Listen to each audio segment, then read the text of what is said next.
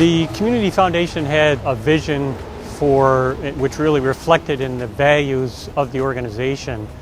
And we spent a lot of time with the leadership at the Community Foundation understanding those values and those visions and reflecting that in the architecture. So things like an agent of change in the community, things like transparency, stewardship of funds, and the ability to meet the traditional with the more contemporary were all important values that the Community Foundation had. So we did a number of things. We moved the entrance from the old traditional street entrance to an appropriate place on the east side, which then also, by moving the stair tower out to a new stair tower, allowed us to provide some additional space on the first floor and second floor, creating a very welcoming lobby, very transparent lobby, and matching the traditional portion of the front of the building facing Fireman's Park to a more contemporary entrance on the east side. In our original meetings that we had with the foundation, the discussion was had whether we should look for a sustainable building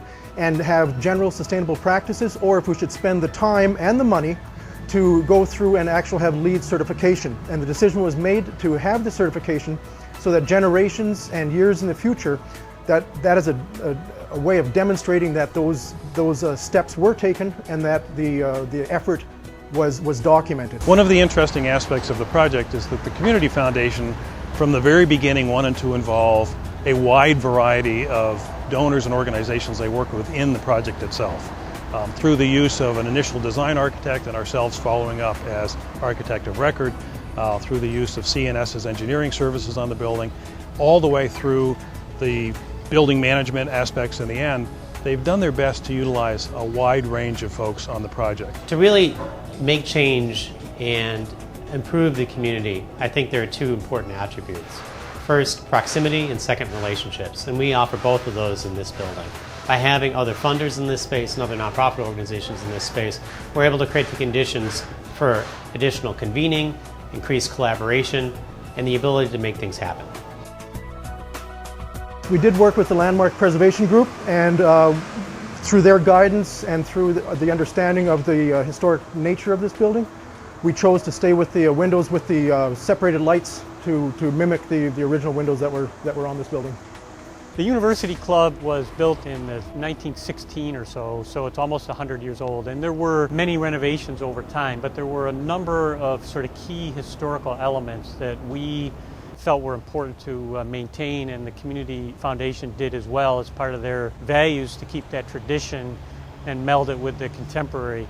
So things like the fireplace on the main level became a key element in one of the primary conference rooms. And that conference room has a number of glass partitions in it so that you can see it from a number of locations within the first floor. It sort of becomes the common identifying element to the spaces on the first floor. The original terrazzo flooring was something that we discovered to be in relatively good shape when we scraped back the glue that was holding the carpet down. And we have a company called Syracuse Mosaic that is going to come in and restore that. And restoration of terrazzo is actually it's not complicated, but it's certainly a art craft, if you will. It was important to save everything we could, really, so that we have a connection back to Syracuse's history. Where did we come from? What was important about where we came from, and how was the building utilized? Probably the most important historic reference really is how the building sits on the park, overlooking the park, and how that will continue to function using the ballroom and then the outside balcony for functions going forward. Sustainable buildings are going to become a significant part of our future. We've built with no real idea to sustainability for years and years, and we find that we're starting to run out of resources. There are more people in smaller spaces, and Syracuse really has a good ability to lead the charge in going about sustainable design. Starting on a building like this with everything from the initial demolition work, approximately 87% of all the demolition work was recycled on the building. So, putting that in context, about 44 dump trucks were recycled instead of going to landfill just in the remake of the building itself. The Community Foundation preaches sustainability to nonprofits in many ways. We talk about sustainability operationally, financial accountability, ability to have a sound business model that reflects your operations. In essence, being able to run as a business. We like to support nonprofits that run that way. Sustainability has many forms, and one of them is environmental. When we came upon this building, many of the things that we had to do to the building already. We had to do a new HVAC system, a new roof, new windows, take out asbestos. Many of the things that we would have had to do to the building already were key environmental attributes that are core to the sustainability of the building. So we chose to do them in a way that added to the sustainability of the building, to have great air in the building, to have light that coming through that all employees would be able to see and appreciate, to be able to have a warm and welcoming environment for visitors as well as the folks who will live their employment lives here. So all of those things were important to the Community Foundation. Adaptively reusing the existing historic downtown structure is also key to that decision making.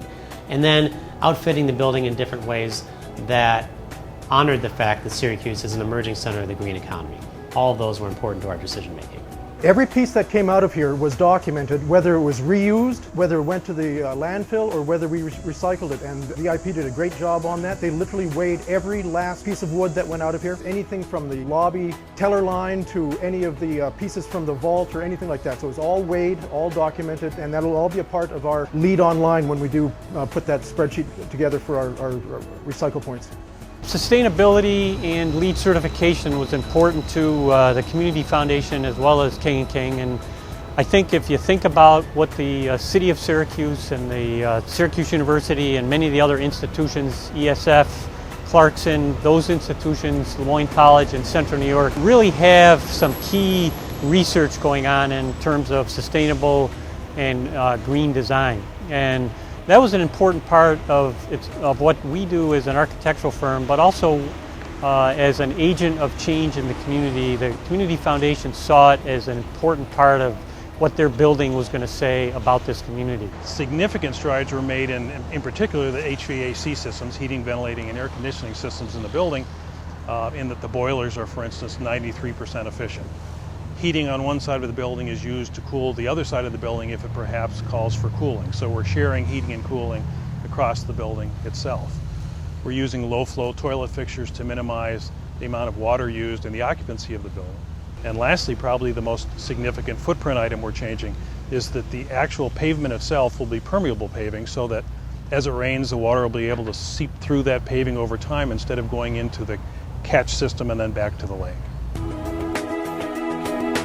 What we're really trying to utilize is not just certified WBE and MBE firms, but we're also trying to make sure that they have direct employees on the job site themselves who are either women or minorities who are actually doing the work. We've made a significant effort here to make sure that our workforce looks similar to our blended population force around Syracuse, and intend to keep doing so. We're not there. There's a long way to go, but we keep moving toward that every day. This will allow the foundation to show the community that they care, and they care enough that we abated this project in its entirety as far as any hazardous materials or anything like that. And we also took the time to make it a healthy place for them to not only work in, but also to have the public come in the future and enjoy. As far as the ramifications that this project has for future projects, it'll be an example that we can use how it can be done in a very tight budget and in a way that makes sense. The Community Foundation is more than 80 years old, so we reflect the dreams and aspirations of people who come before us and people who will come after us.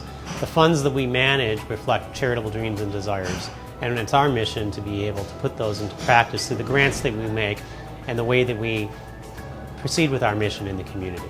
This building is a way for us to add to that, to add value to our mission and add value to the community as well. The Community Foundation at its core is about aggregating charitable capital for the common good. So we are a place where all sorts of different funds and missions and desires come into one place. And this building is a manifestation of that goal.